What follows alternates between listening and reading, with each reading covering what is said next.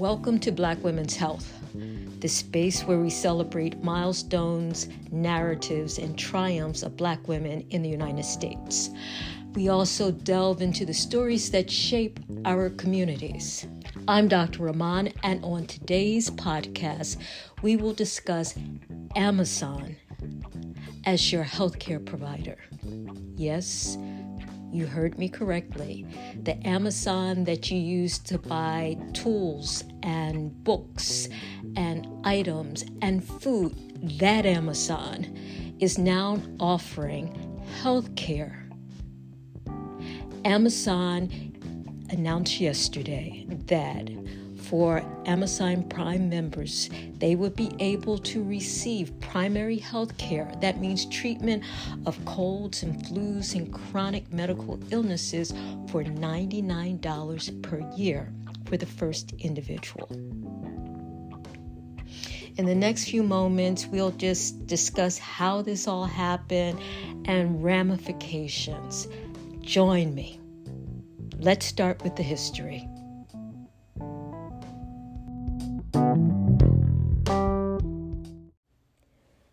Amazon was founded by Jeff Bezos in 1994.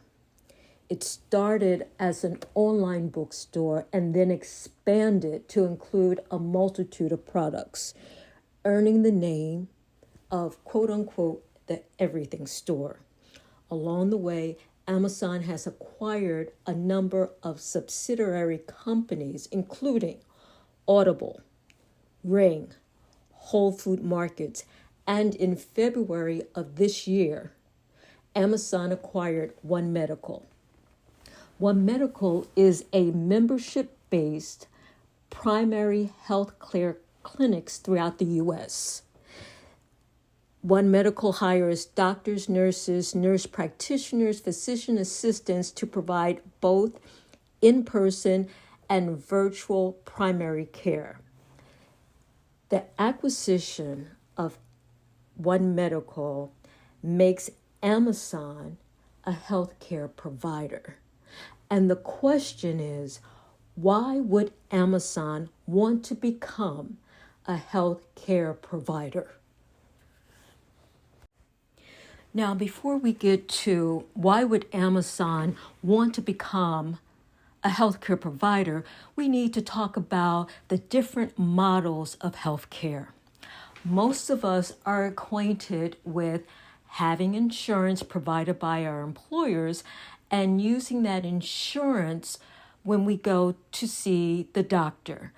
Usually there's a deductible, which means we have to pay a certain amount before the insurance will start paying. Usually there's a copay, meaning the insurance will not necessarily cover the entire visit, but we may have a portion to pay, and that's the quote-unquote copay. And then there's also the co-insurance, which again is another expense that has to be paid by the patient before the insurance starts to pay their part. It's a hassle for many people and sometimes poorly understood, and a lot of times doctors, because of the low reimbursement that's often received from insurance companies, will opt out of the system completely and tell their patients, we do not accept any insurance. And then you will hear about models such as concierge medicine, where the patient agrees to pay a certain amount of money monthly or annually. And as a result of that, they have full access to the provider 24/7.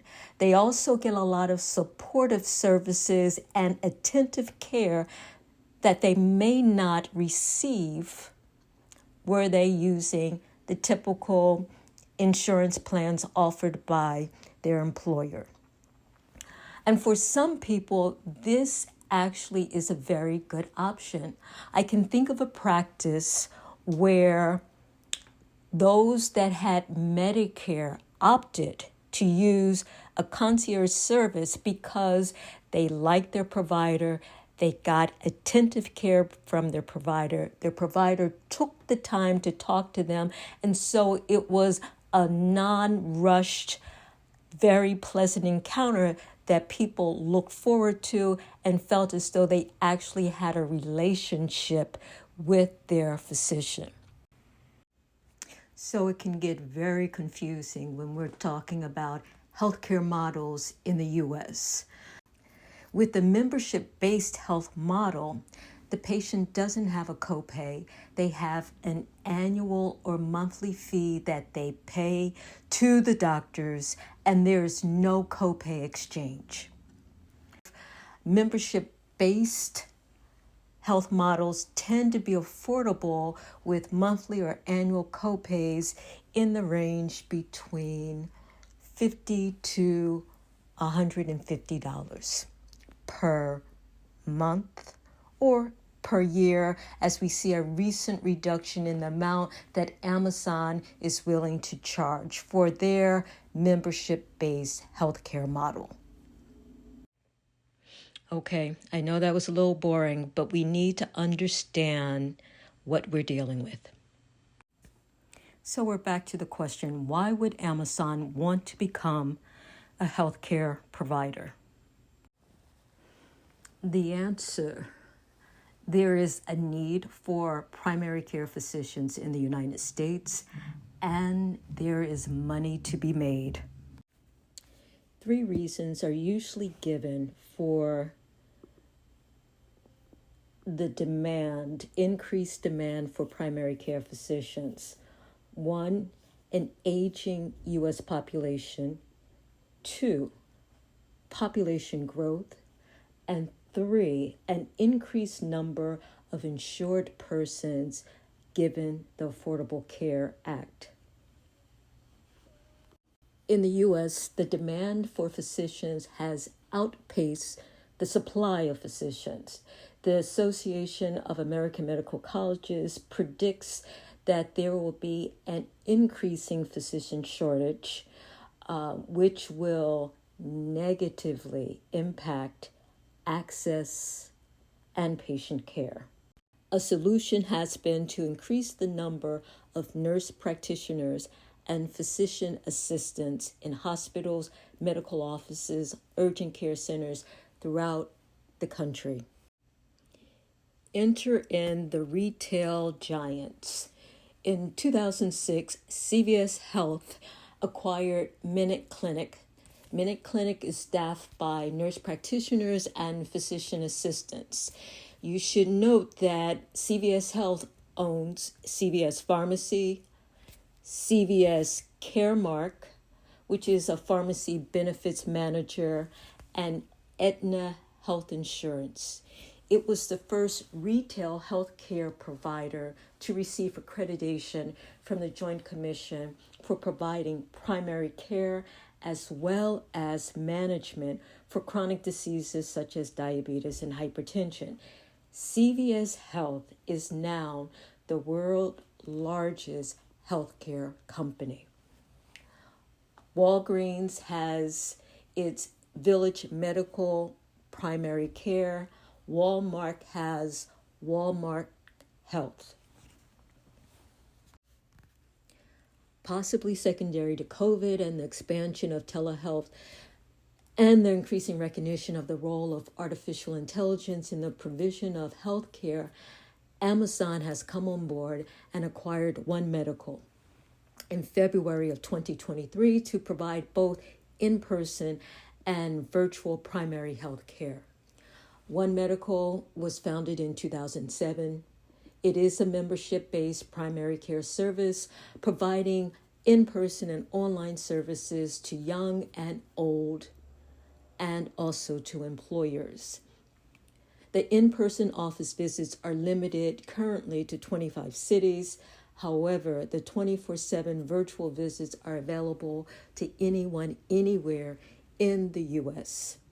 Recently, Amazon lowered the membership fee for its Prime customers from $199 to $99 annually for the first member, with each additional member being $66 each. It should be noted that there are over 200 million Prime members.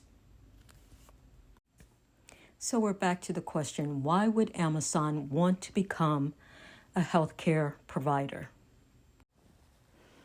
The answer, there is a need for primary care physicians in the United States, and there is money to be made. Some have suggested that the money to be made is through data collection and clinical trials. They will have a lot of information about us, and what they do with that information, who they sell that information to, who is privy to that information, are critical questions. Additionally, the role of artificial intelligence. As artificial intelligence outsmarts healthcare providers, then the role of healthcare providers shifts from being that of a knowledge-based role to more of a skills-based role. And what that will look like in the future is evolving in front of our eyes. I often compare health insurance to car insurance. You need car insurance for major events, i.e. accidents, but not for maintenance. So if you have health insurance, but it doesn't provide coverage for hospital care, specialist care, emergency care, it only provides for primary care services, are you at a disadvantage? Are you playing Russian roulette with your health, or will you have a high deductible health plan to cover for those contingencies? Many questions remain. In summary, healthcare is evolving in this country in a way that we may not be able to predict what it will look like in the near future. There is already a documented shortage of physicians. There is an increase in nurse practitioners and physician assistants. However, the healthcare landscape with telehealth, virtual visits, artificial intelligence, it's changing. Major retail stores have become healthcare providers, and now Amazon. So we can expect changes. These changes will give us something that we have not seen in the past. And so in parting, I say, let's keep the simple things simple. Let's do the basics, like let's make sure we cook and eat well. Let's make sure we avoid ultra-processed foods. Let's take care of our body, move our body, make sure we get enough sleep. Let's do the basic things to optimize our health as we pay attention to the changes that are going on within this country. Take care. What, after all that you're saying, eat well, exercise, and sleep? Yes.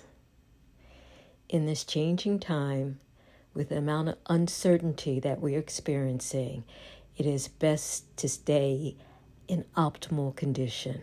And you do that by eating well, avoiding ultra-processed foods, taking care of your body, getting adequate sleep.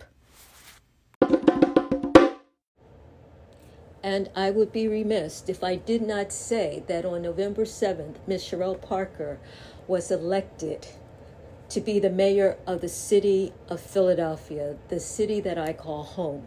She is the first female mayor for the city of Philadelphia, the 100th mayor for this city, a Black woman, born to a teenage mom, the first in her family to go to college, who defied the odds stacked against her and made a dream come true.